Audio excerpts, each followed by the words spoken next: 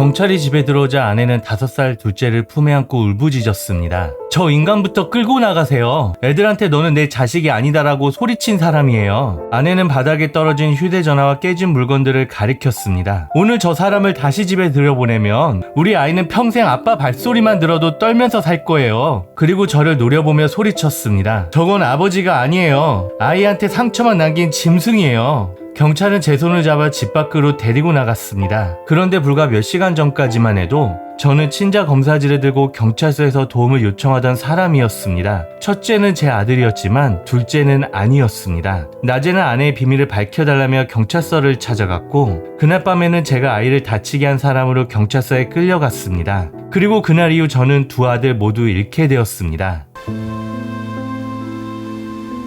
남편은 원래부터 인간답게 화를 내는 법을 몰랐습니다. 기분이 좀만 나쁘면 방문을 세게 닫았고 술만 마시면 물건을 집어던졌습니다. 저는 남편을 사랑해서 참은 게 아닙니다. 아이들에게 아빠 없는 가정을 만들어주고 싶지 않아서 이를 악물고 버텼습니다. 제가 조금만 더 참으면 아이들 앞에서는 적어도 아버지 노릇이라도 할 줄 알았습니다. 그런데 그날 밤 남편은 술에 취해 현관문을 걷어차며 들어왔습니다. 남편은 첫째에게는 눈길도 주지 않고 5살인 둘째만 노려봤습니다. 그리고 아이에게 다가가 소리쳤습니다. 너 때문에 내 인생이 다 망가졌어. 둘째는 겁에 질려 제 뒤로 숨었습니다. 아빠, 내가 뭘 잘못했어? 하지만 남편은 아이의 팔을 거칠게 잡아당겼습니다. 아이가 울자 더 화를 냈고 손에 들고 있던 휴대전화까지 아이 쪽으로 집어던졌습니다. 휴대전화가 아이의 얼굴에 맞았고 둘째는 그대로 바닥에 주저앉았습니다. 제가 아이를 감싸자 남편은 저까지 밀쳤습니다. 저는 거실장에 부딪혔고 첫째는 울면서 동생 앞으로 뛰어들었습니다. 아빠!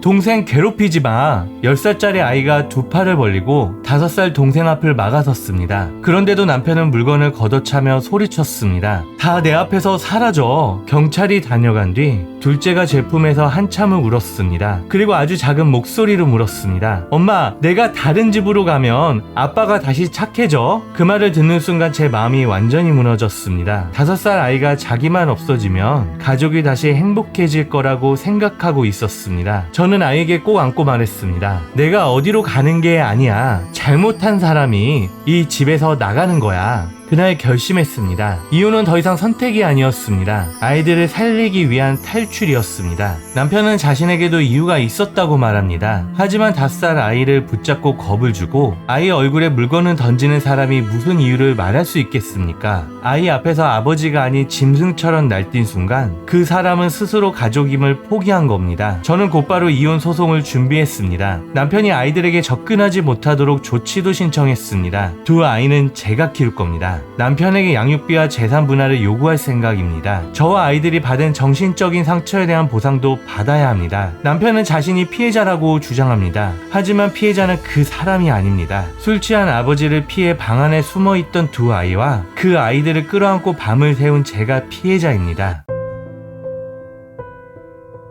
아내는 법원에서 저를 짐승이라고 했습니다. 제가 아무 이유 없이 둘째만 미워하고 괴롭혔다고 말했습니다. 하지만 그날 제가 손에 들고 있던 건 술병만이 아니었습니다. 친자 검사 결과지도 함께 들고 있었습니다. 저는 현장직에서 일합니다. 아침 일찍 나가서 먼지와 기름을 뒤집어 쓰고 하루 종일 몸을 씁니다. 저는 외벌이 남편입니다. 월급이 들어오면 전부 아내 계좌로 보냈고 저는 교통비와 전신값 정도만 생활비로 받았었습니다. 돈 관리는 아내가 더 잘할 거라고 믿었습니다. 아내는 원래 사람을 만나는 것과 술을 좋아했습니다. 친구들과 술 마시고 늦게 들어오는 날이 잦았고 가끔은 연락도 없이 외박했습니다. 다음날 들어와서는 친구 집에서 잤다고 했습니다. 제가 어디에 있느냐고 물으면 오히려 화를 냈습니다. 내가 친구도 못 만나고 살아야 해? 돈 벌어 온다고 사람을 감시할 권리까지 생긴 줄 알아? 저는 싸움이 커질까 대부분 넘어갔습니다. 그래도 아내는 두 아이의 엄마였고 저는 가정을 믿고 싶었습니다. 그런데 둘째가 자랄수록 마음속에 이상한 의심이 생겼습니다. 첫째는 제 어린 시절 사진과 많이 닮았습니다. 눈썹과 입모양은 물론이고 웃을 때 한쪽 불만 들어가 걸어가는 모습까지 똑같았습니다. 하지만 둘째에게는 아무리 찾아봐도 제 모습을 발견할 수 없었습니다. 처음에는 아이마다 다를 수 있다고 생각했습니다. 아내를 많이 닮았나 보다 하고 넘겼습니다. 그러던 어느 날 둘째가 유치원에서 돌아와 물었습니다. 아빠, 친구들이 나는 아빠랑 하나도 안 닮았대. 저는 웃으며 아이의 머리를 쓰다듬었습니다. 아빠가 보기에는 많이 닮았는데. 그런데 옆에 있던 아내가 갑자기 날카롭게 말했습니다. 애 앞에서 이상한 생각 하지 마. 저는 아무 말도 하지 않았습니다. 아직 어떤 의심도 입 밖으로 꺼내지 않았는데 아내가 먼저 방어하는 모습이 마음에 걸렸습니다. 며칠을 고민한 끝에 첫째와 둘째가 사용하던 칫솔을 챙겼습니다. 아내에게 알리지 않고 두 아이 모두 친자 검사를 했습니다. 검사 결과가 나온 날 저는 화장실 문을 잠그고 한참 동안 나오지 못했습니다. 첫째는 제 아들이 맞았습니다. 하지만 둘째는 아니었습니다. 검사 결과에는 차갑게 적혀 있었습니다. 친자관계의 불일치. 저는 그 종이를 들고도 믿을 수 없었습니다. 둘째가 태어난 날 신생아실 유리창 앞에서 울던 제 모습이 떠올랐습니다. 아이가 열이 나면 밤새 안고 있었고 처음 걸었을 때는 제가 더 크게 웃었습니다. 5일 동안 아이가 저를 아빠라고 부를 때마다 그 말이 제 인생의 가장 큰 보상이라고 생각했습니다. 그런데 종이 한 장은 제가 믿어온 모든 시간을 거짓말이라고 말하고 있었습니다. 저는 검사 결과지를 들고 경찰서로 달려갔습니다. 아내가 다른 남자의 아이를 낳아 제 아들인 것처럼 키웠다고 말했습니다. 하지만 경찰은 친자 문제와 배우자 외도는 경찰이 바로 해결해 줄 수 있는 일이 아니라고 했습니다. 가정법원에 가거나 변호사와 상담하라고 했습니다. 저는 점점 목소리가 커졌습니다. 그러면 지금 제 아내가 다른 남자와 침대에서 뒹굴고 있어도 경찰은 아무것도 못한다는 겁니까? 남의 아이를 제 아들이라고 속여서 키우게 해도 그냥 법원에 가라는 말밖에 못해요? 경찰은 흥분하지 말고 변호사와 상담하라고 했습니다. 그 말을 듣는데 정말 세상에 혼자 버려진 기분이었습니다. 저는 법을 모릅니다. 가정법원에 가서 어느 창구에 무슨 서류를 내야 하는지도 몰랐습니다. 변호사에게 상담해보니 친자 문제와 이혼 소송을 제대로 진행하려면 경우에 따라 1,000만 원 이상이 필요할 수도 있다고 했습니다. 제 통장에는 그만한 돈이 없었습니다. 제가 번 돈은 모두 아내에게 보냈고 제 손에는 이번 달 생활비 몇십만 원만 남아 있었습니다. 평생 가족을 위해 일했는데 정작 제 가족이 아니었다는 진실을 밝히려면 제가 갖고 있지 않은 돈부터 내야 했습니다. 그날 저는 처음으로 이런 생각을 했습니다. 진실은 공짜로 찾아올 수 있지만 그 진실에서 살아남는 데는 너무 많은 돈이 든다고요. 적어도 대한민국에서는 말이죠.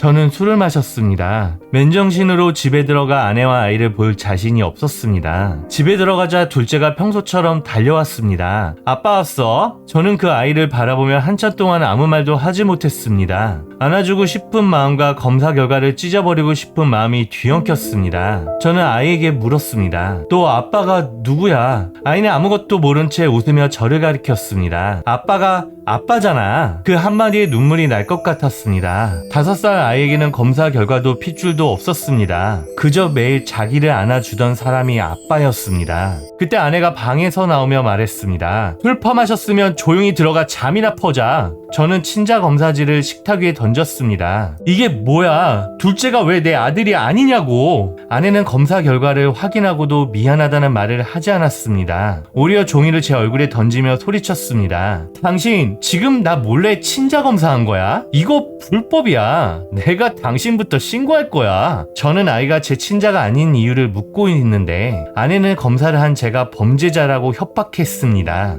누구애야? 제가 다시 묻자 아내는 끝까지 대답하지 않았습니다. 대신 제가 자신을 의심했고 가족을 망쳤고 아이에게 씻을 수 없는 상처를 줬다고 소리쳤습니다. 그 순간 머릿속에서 무언가가 끊어졌습니다. 저는 식탁 위 물건을 밀어버렸고 손에 들고 있던 휴대전화를 벽 쪽으로 던졌습니다. 아이에게 던진 것이 아니었습니다. 그런데 휴대전화가 가구 모서리에 부딪혀 튕기면서 둘째에게 맞았습니다. 아이는 울음을 터뜨렸습니다. 그 소리를 듣는 순간 술이 확 깼습니다. 제가 아이에게 다가가려고 하자 아내가 제 앞을 막았습니다. 저는 비키라고 했고 몸싸움이 벌어지는 과정에서 아내를 밀쳤습니다. 아내는 문에 부딪혔습니다. 제가 물건을 던진 것도 잘못입니다. 결과적으로 아이가 다친 것도 제 책임입니다. 하지만 저는 아무 이유 없이 5살 아이를 붙잡고 때린 사람이 아닙니다. 그 아이가 미워서 그런 것도 아니었습니다. 오히려 5년 동안 너무 사랑했기에 그 사랑이 거짓이었다는 생각을 견디지 못했습니다. 아내의 신고를 받고 경찰이 집을 집으로 왔습니다. 참 이상했습니다. 낮에 제가 친자 불일치 결과지를 들고 경찰서에 갔을 때는 아내가 다른 남자와 무엇을 했든 경찰이 개입하기 어렵다고 했습니다. 그런데 그날 밤에는 아내의 신고 전화 한 통에 경찰이 바로 집으로 왔습니다. 낮에는 도움을 구하던 남편이었고 밤에는 폭력을 행사한 사람으로서 경찰서에 연행됐습니다. 아이들에게 접근하지 못하도록 하는 조치도 내려졌습니다. 그 결과 저는 둘째뿐 아니라 친아들인 첫째까지 만날 수 없게 되었습니다. 며칠 뒤 첫째가 사진으로 편지를 찍어 제게 보내줬습니다. 첫째가 쓴 편지에는 삐뚤빼뚤한 글씨로 이렇게 적혀져 있었습니다. 아빠, 동생이 아빠 아들이 아니어도 내 동생은 맞잖아.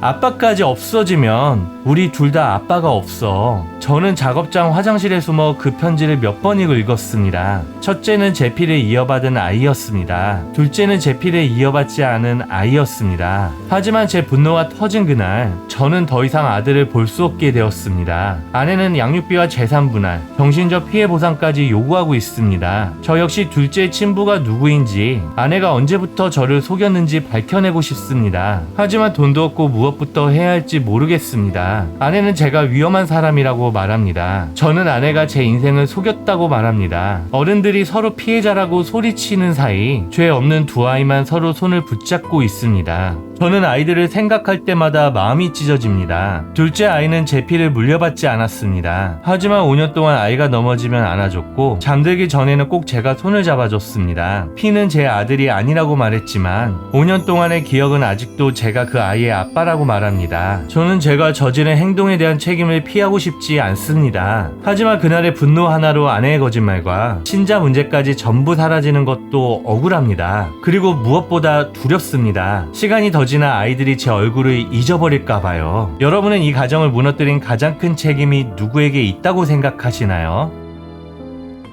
그러니까 둘째만 친자가 아니라고 하는데 제가 봤을 때는 결혼 생활은 더 힘들 것 같고 사실 갈라서야 되지 않을까요? 첫째는 이제 아버지가 키우고 둘째는 뭐 어머니가 키워야겠죠. 근데 저도 이걸 찾아보면서 느낀 게 그냥 혼외의 아들인 경우는 있었는데 이게 둘 중에 한 명만 자기 아들이 아닌 경우가 있는지는 저도 몰랐어요. 다른 사람 아기를 낳았다는 거는 사실은 바람을 한두 번 폈다는 게 아니라 여러 번 필 가능성도 많고 계속 아버지 입장에서 계속 키웠으니까 되게 억울할 것 같아요.